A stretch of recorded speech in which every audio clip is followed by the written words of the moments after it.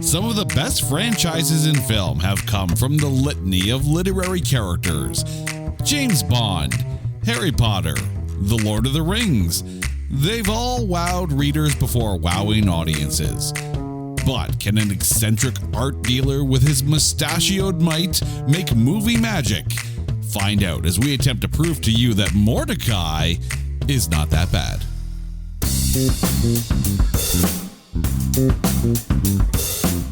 Welcome one and all to It's Not That Bad, the podcast that looks for A grades in B movies. And we have a fun one for you that has been a long time in the making. But first, I want to welcome back my lovely wife, Carrie. It's been a while since you've been on the show. How are you doing? I'm good. I was beginning to worry that two things. I was worried that we would actually never be talking about this movie, since I pitched it about a year ago, circa 2022, I don't know, somewhere around there. And I was beginning to worry I was getting fired because I missed the mic. Right? Well, and I'm here to rock the mic, and I'll rock it well. Well, the mic has definitely missed you. That is for sure. So I'm sure as the listeners have as well. And dear listeners, she's not kidding. We were talking about doing this film, I think back in like January or February of this year. It kind of hit our list. It was definitely winter. In fact, I like to think that it was, somewhere last year. Yeah. It was becoming almost like the running gag. like the Jimmy Kimmel, Matt Damon joke, right? Where it's like, you do like a couple of weeks of episodes. It's like, okay, so we're going to do Mortdecai. Yeah, we'll watch Mortdecai. We'll watch Mortdecai. And we never would watch Mortdecai. And then finally we're sitting down one night and like, what the hell we're going to watch? Oh, I got Mortdecai in a stick.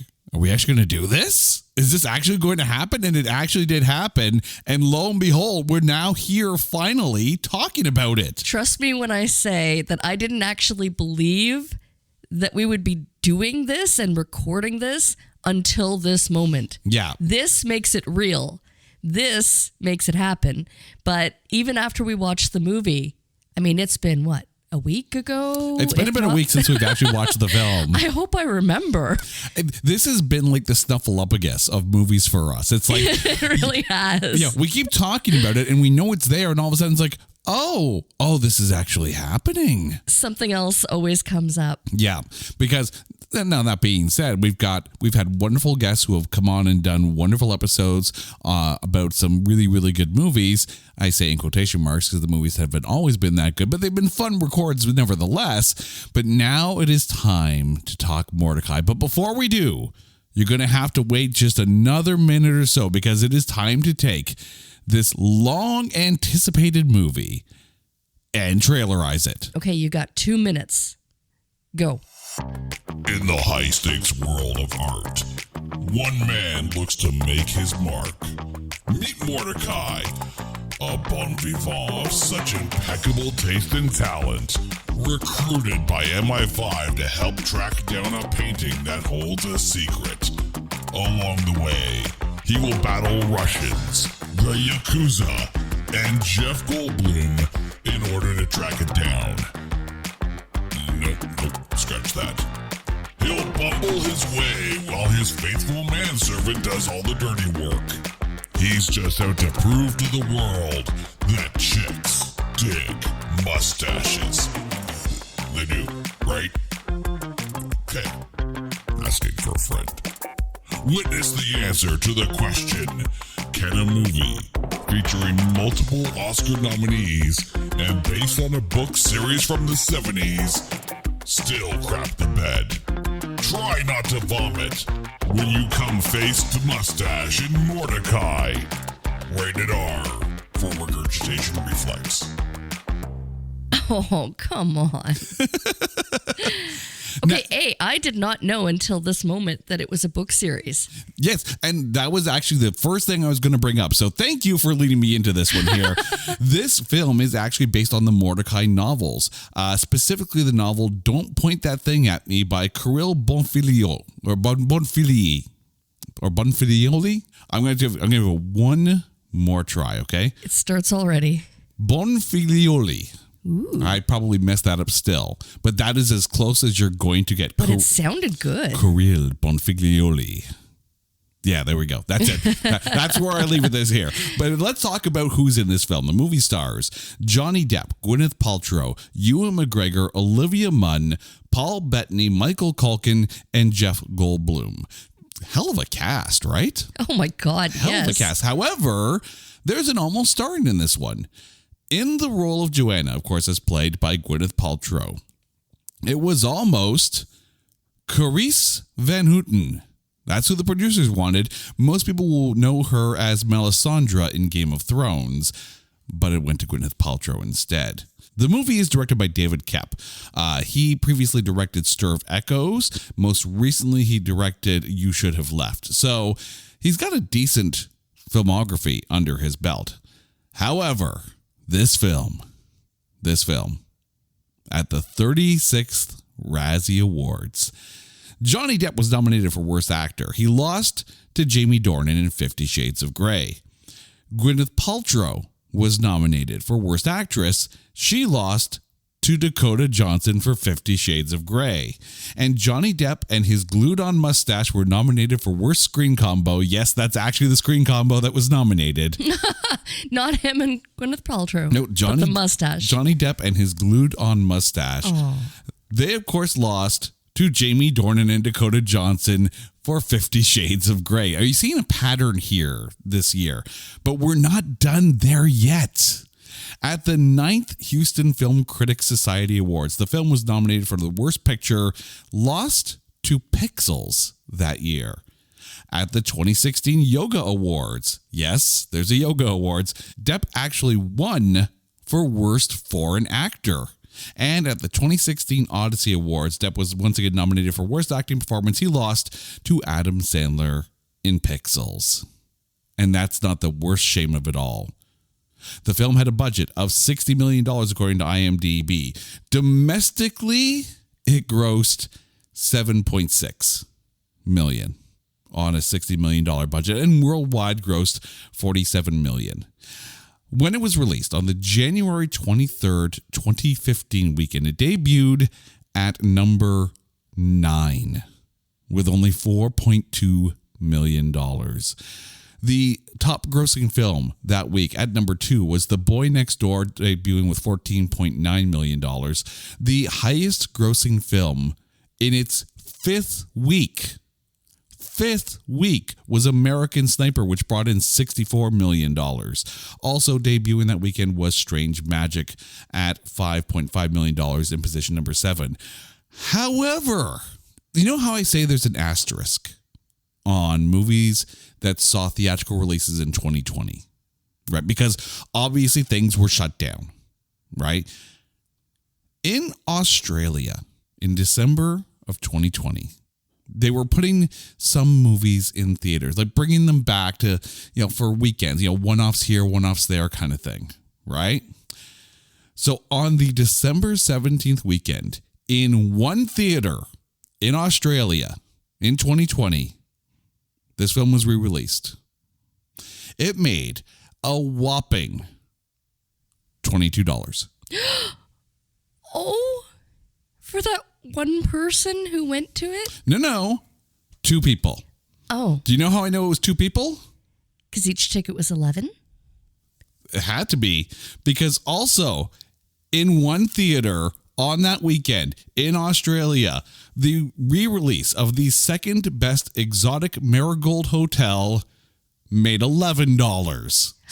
So you have to think that 2 people, probably a couple, went to go see Mortdecai, probably after waiting 4 or 5 years before seeing, saying, are we really going to watch Mortdecai now? Is this going to happen? Okay, but was it was during the heat of lockdowns and COVID. So in Australia, no less. And we remember New Zealand was very, very heavy lockdown during COVID. Australia, and again, this is an older film being put in the theaters because there's really nothing else being produced out there. So I get it. Can we just give props to the 2 people who braved going to the theater, going to the cinema to enjoy this movie? Well, you know Excellent choice. Right on. I mean, I give full kudos to movie theaters for making it through. Because, I mean, that had to be tough.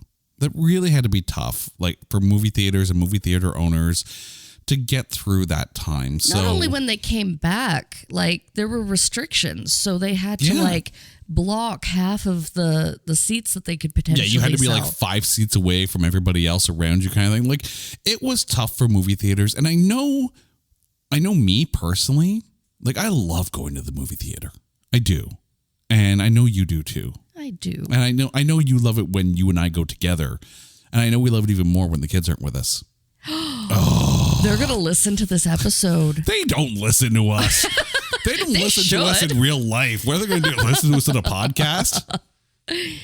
Oh, boy. Yeah, no. Kids, these are the opinions expressed by your father. Do not necessarily reflect those of your mother. No one listens to us, as it is, let alone our kids listen to us. So, we could pretty much say anything at this point and we could get away with it because there's no one out there listening. I'm going to start like mooing or bawing. That should be the trick, right? We should literally have a contest. I'm going to meow X number of times during this show, and if you can count the number of meows, you win a prize. The prize is surviving listening to the podcast. I don't know. We don't have any merch, but yeah, I digress here. But the reason why we are here, and not because we waited about 10 months to actually talk about this film, is the critic score. Over at Metacritic, this film has a Metascore of 27, and over at Rotten Tomatoes, the audience score is 30%. The tomatometer is slightly more than the cost of one ticket in Australia. It's a 12% critic score. Yeah. Oh. I know. I get it. Moo. I know. Meow.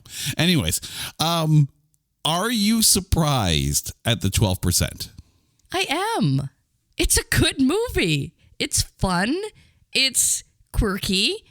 It's like, it was super enjoyable. And the cast, the stellar cast. Right? So come on, I'm ready. Let's talk about this. All right, let's get into the breakdown here as to who's in this film and as to why it's so good. We got to start with Mr. Johnny Depp, of course, as Mortdecai. Oh, he was adorable.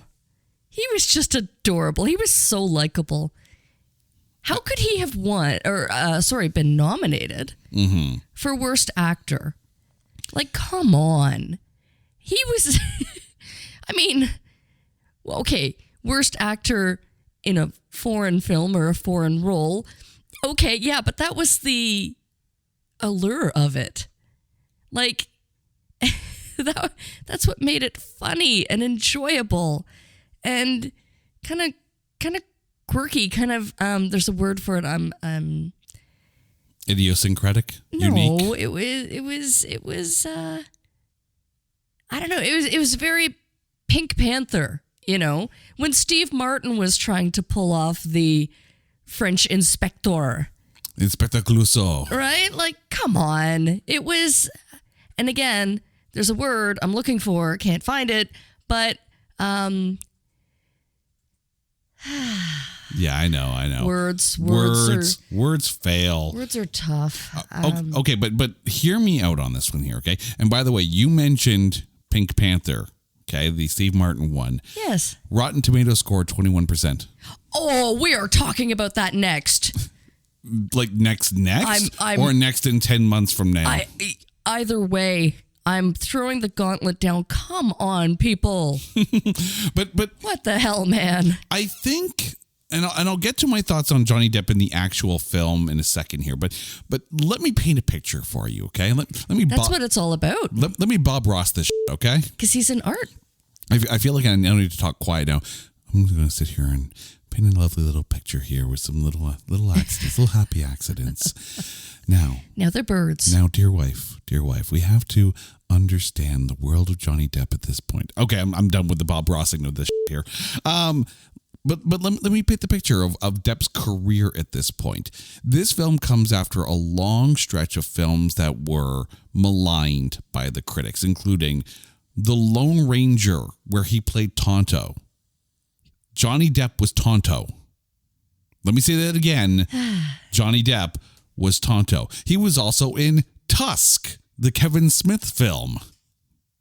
Yeah, he was also in Alice in Wonderland and Dark Shadows, all of which did not fare well when it came to the critic scores, despite what people may have thought, like what the fans may have thought of them. Now, I've never actually watched Tusk. I've watched Yoga Hosers, and he's in that too. But it's a weird stretch. But keep in mind too, this is also during the engagement to Amber Heard. I blame Amber Heard. I was going to say. And I'm sorry. And like the month after Mortdecai came out, that's when they got married. Now, I need to also preface this with, as we are talking about this film, I'm going to put a very, very big, in highlighter neon colors, I don't give a about Johnny Depp and Amber Heard and their relationship and the end of their relationship. I don't. Not when it comes to talking about films. Okay? I don't care about the personal life. I care about, did he do well in this film? The answer is yes. He did do very well in this film. But there's a bit of a been there, done that feel to this, but not with Johnny Depp. I was getting some hardcore Austin Powers vibes off of his portrayal of Mortdecai. And by this point, Austin Powers has been running to the ground. We've been there. We've done that. See, I can see that. But again, for me, it was more Pink Panther. I can get the Pink Panther. I do. I can. And if those properties didn't exist, this would be a ton of fun. Or even like Johnny English, but not so much because this one was very different. Johnny English. The biggest thing about Johnny English is like Mr. Bean becomes a Secret Service agent with the girl who sang Torn. Now, can I just say, like, what makes an art dealer qualified to solve a murder mystery? Really? But it's not a murder mystery, though. Like, the thing with this painting is that there's this secret apparently in the painting that leads to some kind of treasure, which is why everyone's trying to get this painting. I know, but let's not discount the fact that there's a dead person. The artist was offed while making the painting. So, exactly. You know, that had to make it more valuable. The artist was meowed. There, I said it again. By the way, Johnny English, 33% Rotten Tomatoes score. So clearly I am here to defend like the worst of the worst movies. But I mean, I understand why you liked this film. This is a very Carrie movie. It really is. It really is. The thing I like about this is that when we think about Johnny Depp, you know, we think about, aside from Captain Jack Sparrow, right? We think about some very serious roles. And I don't. Okay, some should. I mean, Edward Scissorhands was not necessarily a serious role, but he played it very stoically. And Willy Wonka and the Chocolate Factory. Yeah, it's a little out there too. Okay, so maybe we just think about Tim Burton films. When I think of Johnny Depp, I don't think comedy, and I don't think dark humor. I don't think goofy comedy. I tend to think, again, more in line of like the very dark comedy. Like I'm talking like the Edward Scissorhands, like I mean even The Nightmare Before Christmas, he voiced that, right? I think so. But basically you think of anything that Tim Burton would do, and I get that. But the thing is, this is a fun, goofy, playful, bright, like I think he was just marvelous in this. Almost slapstick. He was clearly, like, it was evident that he was having fun with this character and in this role. It felt like a classic British style comedy. It was fun. Yeah. And the thing is, classic British slapsticky kind of humor is not what I think of when I think Johnny Depp. And again, the parallel again for Rowan Atkinson and Johnny English, because but also the Austin Powers references too. Like you can't sit there and say you don't see maybe a little bit of Austin Powers in Mortdecai in the portrayal of him. But the thing is, if Austin Powers didn't exist, or if you've never watched the Austin Powers movies, then Mortdecai is a breath of fresh air. And that's kind of what you almost have to do. You almost have to be like have a palate cleanse and put thoughts of other characters out of your mind. Although that being said, I am really now curious to read those books because I have a feeling they'd be a ton of fun. Mm-hmm. Because if they're written like the script played out, oh my God. And that's the thing.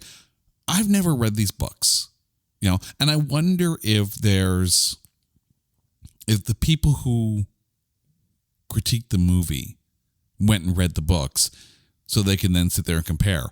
And for the record, ladies and gentlemen, just know that the book is always better than the film. I was going to say that's a very dangerous prospect because as soon as you start comparing the novelization to the movie, it's game over usually for the film. And the thing is, we have talked about some films on this show where the book is, either pretty close, but there's a lot of very, very different. I always flash back to The Circle. There were parts of the script of The Circle that felt like cut and paste right from the book. And then you get to the end and it's like, did you finish reading the book? Because I'm watching the film and I don't think you finished reading the book. I am going to be looking for these books whenever we go book shopping, which is for me every other day, it seems like. Not even kidding. We have extra soundproofing in our recording studio here. Brand new. It's called extra bookshelves because I had book overflow in my office and I had trouble getting in and out of the damn room. And remember the time that they fell? Yeah. And I honestly was afraid for you. It's like a book trap. It's a book trap. I thought you'd be pinned in there. Yeah. I literally had books stacked up like booby traps in there. By the way, I'm going to break your brain for a second here, okay? Booby trap. Spell it backwards. Party boob. You can't now not think about it, can you? Right. Okay, I have completely gone on a different tangent here. Let's get back on Mortdecai Road here. Now let's talk about Gwyneth Paltrow, who played Joanna. How was she for you? Oh my God, she was adorable. In fact, I enjoyed her relationship with Mortdecai more. This is going to be controversial. Get ready for the phone lines to light up. I'm about to break the internet. But we have phone lines? We barely have internet some days. I enjoyed her relationship with Mortdecai more than Tony Stark, Mr. Iron Man. Oi. Uh-huh. Oi. Yep, I did. So, can you deal with that? You're telling me. I broke the internet. Yes, I did. All opinions expressed are those of my own. Do not necessarily reflect reality. It's a good thing no one listens to this show. People would be writing in saying, there's someone on the internet who's wrong. That person is you. Bring it on. I like the interplay between the two, and I can see parallels in the relationship between Pepper Potts and Tony Stark and between Joanna and Mortdecai here. It's a very playfully adversarial relationship, if you will. And yes, the whole she can't kiss his mustache without it causing her to want to regurgitate. And then, of course, he has a sympathetic vomit reflex. I get it. Which this is a tough movie to watch because Carrie also has a sympathetic vomit reflex. So they would kiss and she would retch and he would retch and she would almost retch. And it's like, oh dear God, it's the movie is triggering for her in ways that she didn't want to be triggered. Hey, I have had a mustache hair stuck in my tooth, okay, in between my teeth. It's the worst. Believe me. So stop biting me. I get it. Quit losing facial hair. Stop flossing with my cheek. It's creepy, yo. Stop shaving at your desk. I get it. See, this is because no one listens. We can say whatever the hell we want. And it's okay. Quit shaving over my toothbrush, for God's sake. Okay. I want to put a question to you, though. And maybe part of this is why people, or at least critics, were poo-pooing on the film. Mortdecai and Joanna, they live in Britain. And should be very British, but Gwyneth Paltrow is not British. Now there's Johnny Depp, but he kind of pulled it off a little bit. Okay. No. But here's the thing: if the producers were successful and they had gotten Carice Van Houten in that role, do you think that with a British actress in that role, it would have been more believable? No, I think that's ridiculous. That's like saying that everybody who lives somewhere has to have that nationality's accent. Like, she could be an American girl that moved there because she fell in love with Mortdecai and they met somewhere in Los Angeles. Like, they met in college. Okay, well, what? You've never heard of exchange students traveling for college? Fair enough. I know. Come on. Her nationality was never really discussed in the film, so it's possible. And again, never read the book, so maybe Joanna is American, and I could be completely wrong. And I totally think if Gwyneth Paltrow had tried to throw on a fake British accent, it would have. She could have pulled it off. It would have been bad. No, it would. No. The thing is, I like Gwyneth Paltrow as a comedic actress. Like, and again, here's another actress who is very well known for some of her more serious roles. Of course, first ones that come to mind are like Sliding Doors or Great Expectations. She's a phenomenal actress.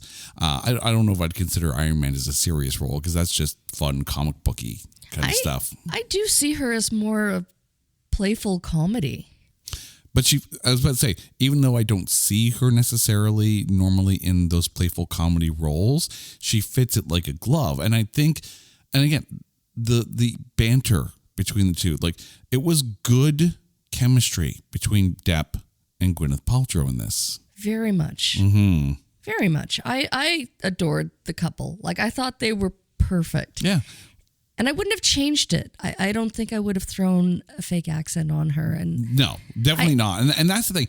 If she was pulling the accent, then maybe it's one of those things where the only thing people would hear is the accent. And I get that. Yeah. I mean, she was very much the brains of the relationship. and it was just adorable. If she was the brain, she'd figure out a way to shave the mustache off. Oh, no. Because, I mean, his mustache was clearly his identity. It was his calling card. It was perfect. It was his shield. It was his shield and his sword. Ewan McGregor, freaking Obi-Wan Kenobi in this. How was he for you? So much fun. You know what? All the actors played their role so incredibly well. He was good. Can I say that there were aspects of his portrayal of Obi-Wan in this role? He was fun and charming, and it would not have been out of place had he walked into a room and said, "Hello there." That's what I was waiting for every single time. Like, come on. Right. But the thing is, Ewan McGregor makes sense to me, and the role was tailor-made for him. And again, the fact that he loves Joanna, and of course Mortdecai loves Joanna because that's his wife, and he pined for her in college before she hooked up with Mortdecai. Like, it makes for an interesting dynamic between the three of them. And it's almost like, and just hear me out on this one here, because we've been watching Lucifer for quite a while, right? So if Mortdecai is Lucifer, right? And if Gwyneth Paltrow is Lauren German's character, Ewan McGregor is Espinosa.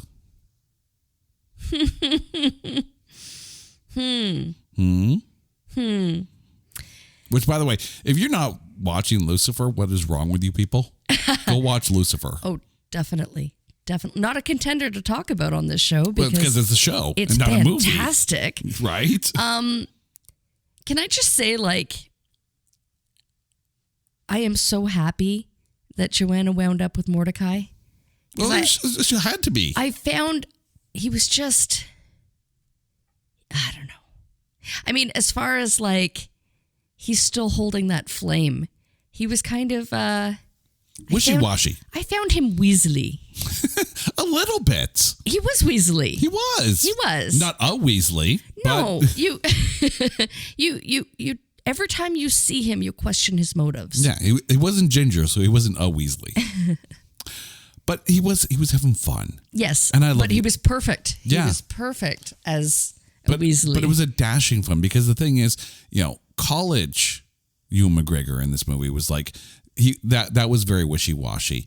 Now that he's grown up and he's become an inspector at MI5, he's got a little bit of swagger and he's got a little bit of importance. He's trying to throw that around a little bit, and it's kind of fun to watch him try and throw that around. Can I just, without completely spoiling the movie, because please do watch it, but I was so happy that it ended the way it did, because there was a point watching this with the dynamic of the relationship between Joanna and Mortdecai, and I was like, you almost tend to wonder where this is going. Is it sincere? And then that whole, again, introduce Obi-Wan, right? I mean, it could have gone either way, but it all was well and all ended as it was meant to be. I'm glad you brought up the whole Iron Man thing, because now we get to talk about Paul Bettany, who of course was Jacques in this, which apparently in the book the character's name was Jacques Strapp. Yes. But in the movie, of course, they just call him Jacques. And of course, Paul Bettany, as we all know, is the voice of Jarvis, and he's Vision. So yes, Jacques. More Marvel characters in this here. How was Jacques for you? Well, finding out that his name should have been Jacques Strapp. I feel somewhat robbed now. I might not be here to defend this movie because I think that was an epic fail. However, I'll get you the books. Exactly. I would love to read it. I'm intrigued. Yeah, sorry, you asked me about the character. Yes. See, no one's listening and you're not listening. So we have achieved voidness here, people. Here I'm all about defending his movie strappness name. But yes, Sir Jacques Strapp. I loved him in this. The fact that it's Paul Bettany makes it even more fun, especially now where Paul Bettany's career has gone as Vision. But the thing is, this was where the slapstick humor really came into play. Like, there were moments with Jacques in here that you were howling because I know you love when people get run over and hit by cars and knocked around. There's something not wrong with my wife if these are the things that she's laughing at, but I get it and I appreciate it anyways. It's so true. The physical humor, was completely on point. It was so funny. Yeah.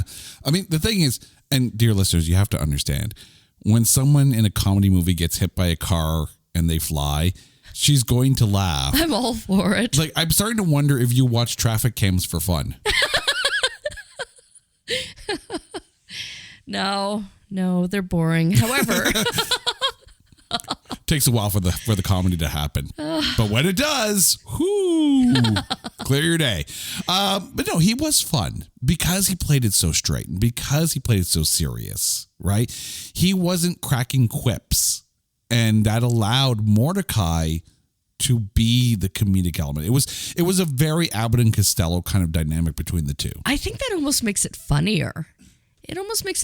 It's like, you know what? Allow the comedy to happen around you. I mean, you can go one of two ways. You can be the center of the comedy and have everyone else around you play it straight, which is kind of what happened with this film, right? Mortdecai was the joke, and everyone around was the straight actor. And in other times, like when we were talking about The Ridiculous Six, and I can't believe I'm bringing up an Adam Sandler movie, meow. But anyways, he played it straight, and everyone around him was the comedy. And that's kind of the two ways you kind of have to go. In this case, Mortdecai was the center of the comedy, and Jacques was a really good straight man to that. Mm-hmm. Plus, he bounces well. Olivia Munn as Georgina, who was Jeff Goldblum's wife and part of the crime duo that was also trying to get the painting. How was she for you? I mean, she was great. All of the actors were so great and offered so much to the movie, like just the way their interactions. Yeah, I mean, again, I love when you just don't kind of know. You don't know which way this is going to go. Thoughts? I do disagree? Have thoughts. No. I don't disagree because I think Olivia Munn was good in the role. Don't get me wrong. But I think it was a waste of Olivia Munn. I mean, hear me out here. I think Olivia Munn is a very, very good actress. Loved her in The Newsroom. As much as the movie was maligned, I liked her in X-Men Apocalypse. And I remember when she used to be on shows like Attack of the Show and going out and doing like all the geek news stories and stuff like that. So I know Olivia Munn can be funny. I know she's a good actress. This role, the role itself, could have been played by anybody because it was basically played as sexy temptress who was also, secretly a villain as well. And I think the actor was bigger than the shoes she was playing. Or do you think she just didn't bring enough to the table? Well, there's also the theory that if you have too many characters and too many curveballs to throw, that there can't be enough screen time for everybody. Like, I think looking at this film, the Russians, the Yakuza, like everyone trying to find this painting, it's a lot of people in this film that it's given just enough screen time to make them interesting enough, but not enough screen time to flush it out. But it blended well. It wasn't like it was all done in chapters.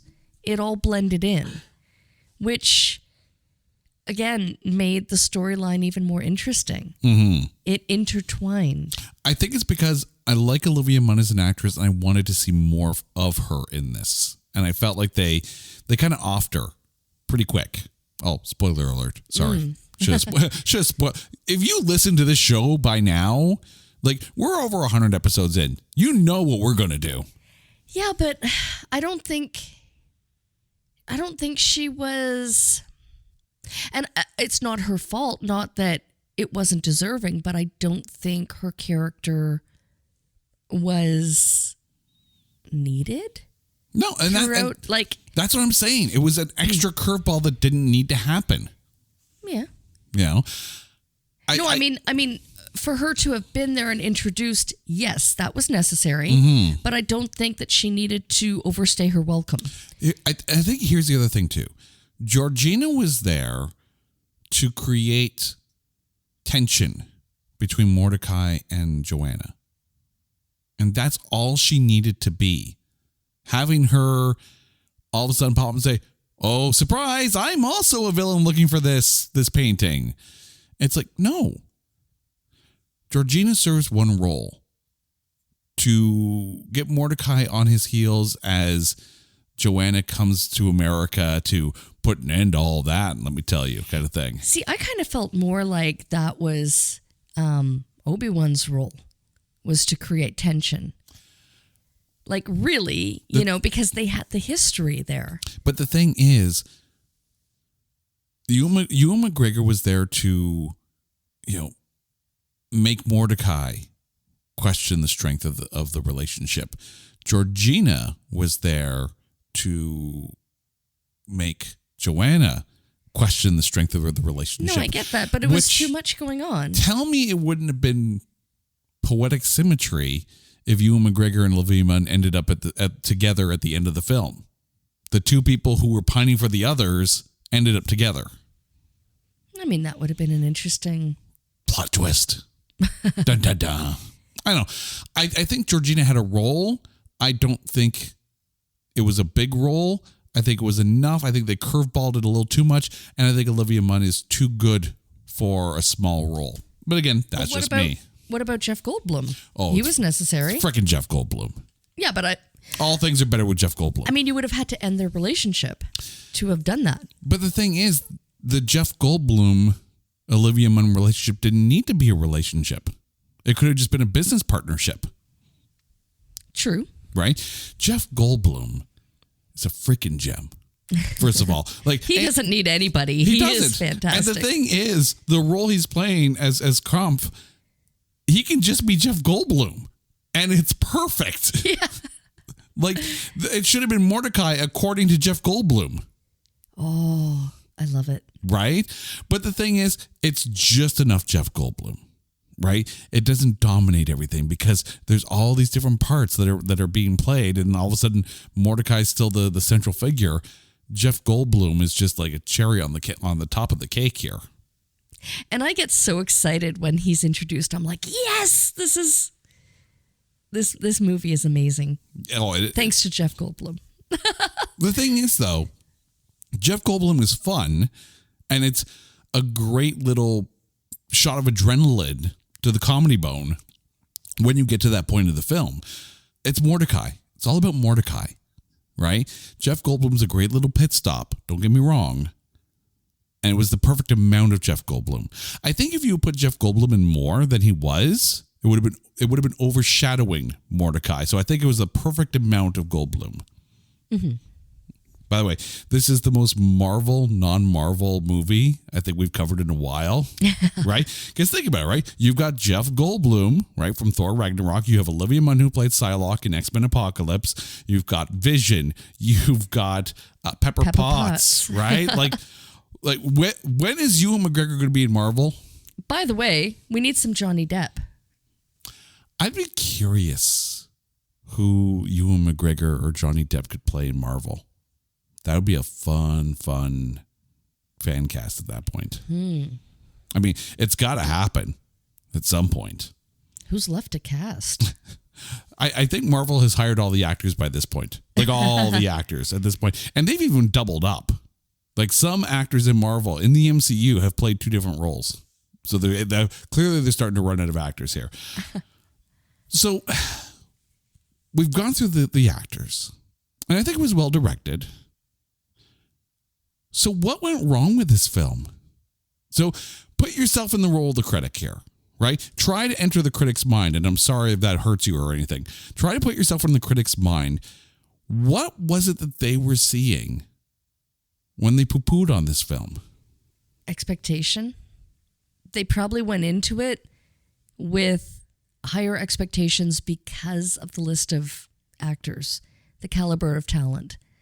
And I'm not quite sure what more they were expecting because everybody played their parts brilliantly. Mm-hmm. It was funny.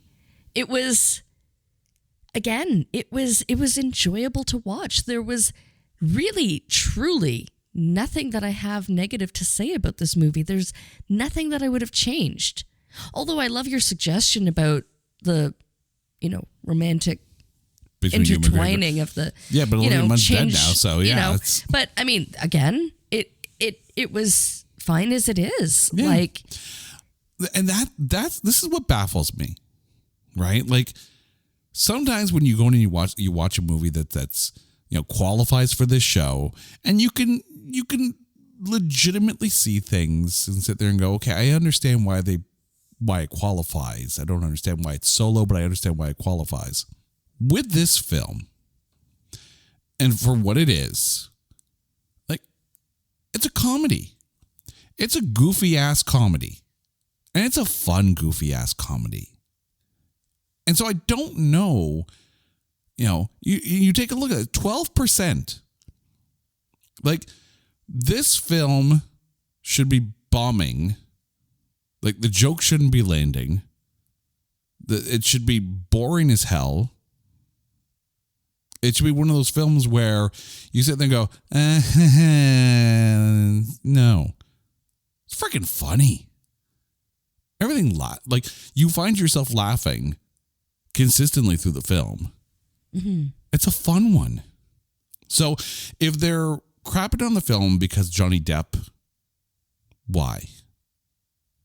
If you're crapping on the film because it's just a goofy little comedy that Austin Powers did better, why?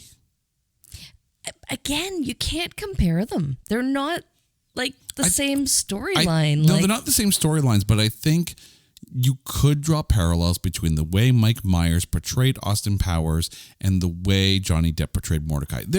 There is a similarity, if you will. That's literally like saying you're going to compare, I don't know, like, what was that? American Psycho to, I don't know, like the Joker or like, you know what I could draw a comparison. Okay, but that's literally like comparing two movies with very similar plot lines, and like really, like enjoy it for what it is. Would you draw a stronger comparison between Steve Martin's Inspector Clouseau? Well, again, it did pop in my mind, and I did mention it.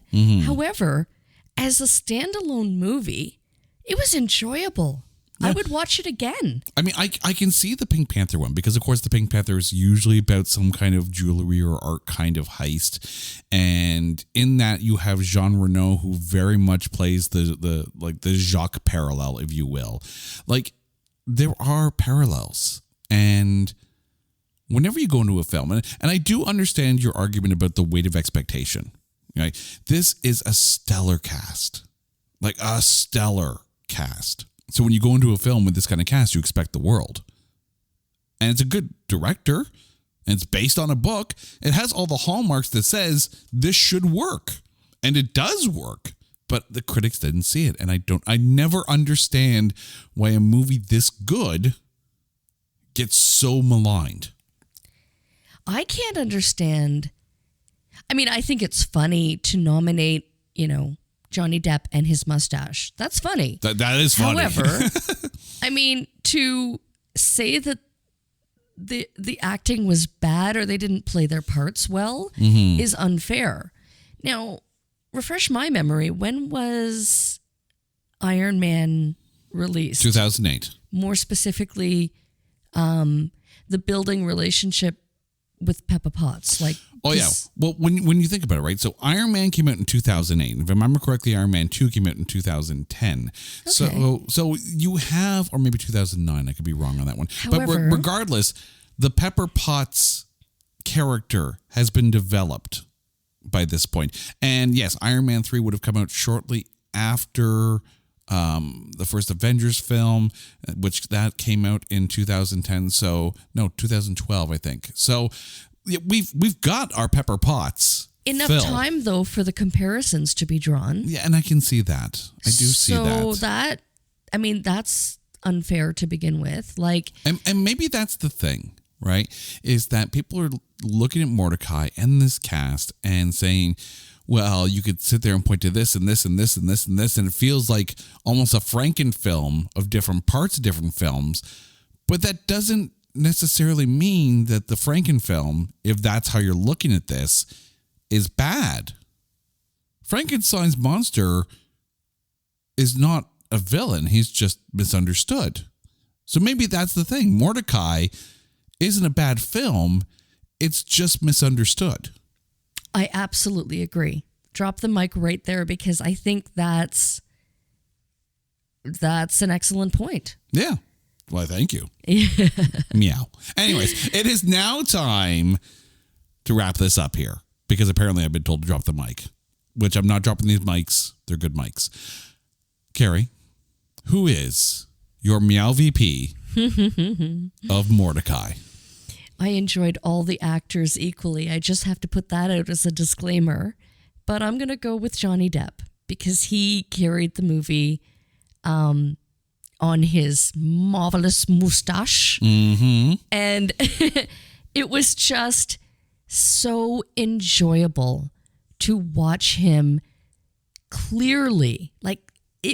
The fun he was having in this role was so evident that you just can't help but enjoy watching it. Oh yeah, he was a lot of fun. It was so much fun. He's not my MVP though. Oh no. Mm-hmm. Okay. I have to go with Monsieur Jacques Strupp Paul Bettany is my MVP on this one here. And I think it's because his straightness in comparison to Mortdecai's goofiness in this. I would have lost money. I thought you were going to go with Ewan McGregor. No. And for a while, I thought I was going to as well. But the thing is, Paul Bettany being so serious in this makes Mortdecai's goofiness that much better, right? Sometimes you need that character to propel the main character.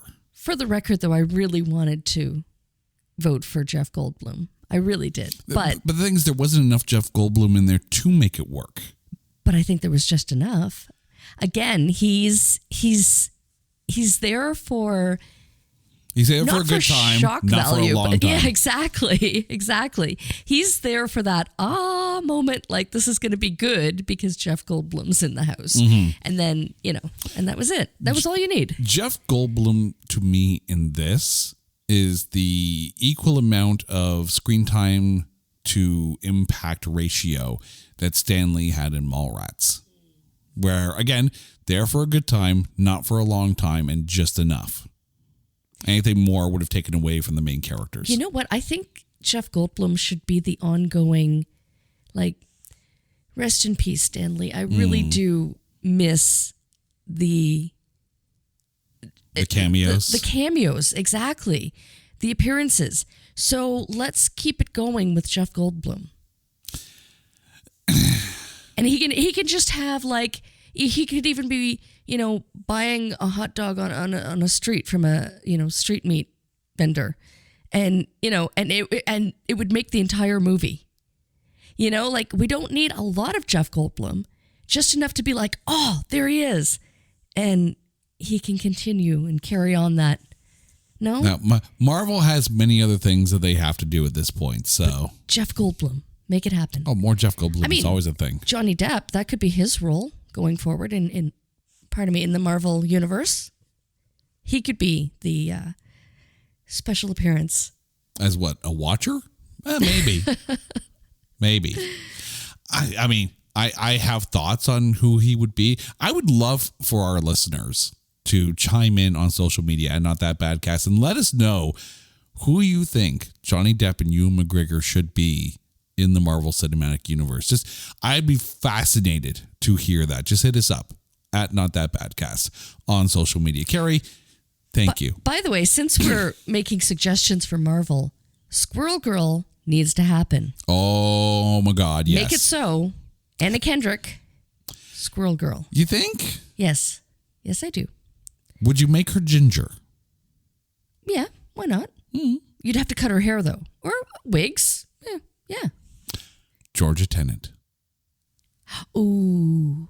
Oh, I would love that. With the red hair that she Make had from Stage Season 3. Well, no, because, the strawberry blonde wouldn't work for the character, but I could totally see her face would be perfect. Just get a short cropped red wig. So, Georgia Tennant, star of Staged, please become Squirrel Girl.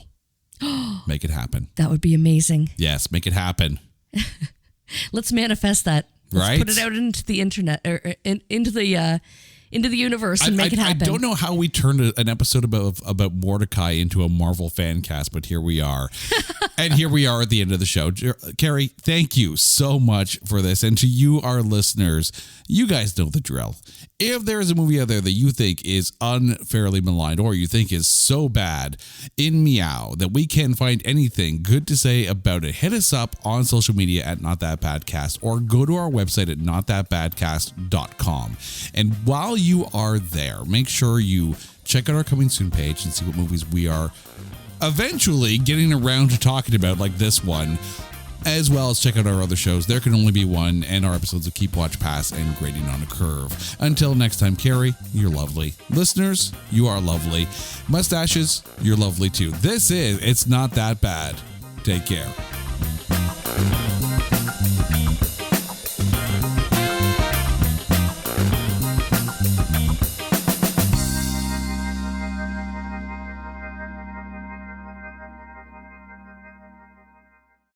Hey folks, Stefan Shirazi and Renee Richardson here from the Metallica Report. And we are proud members of the Pantheon podcast family, where the best of music and podcasts unite. We've got something pretty cool for you.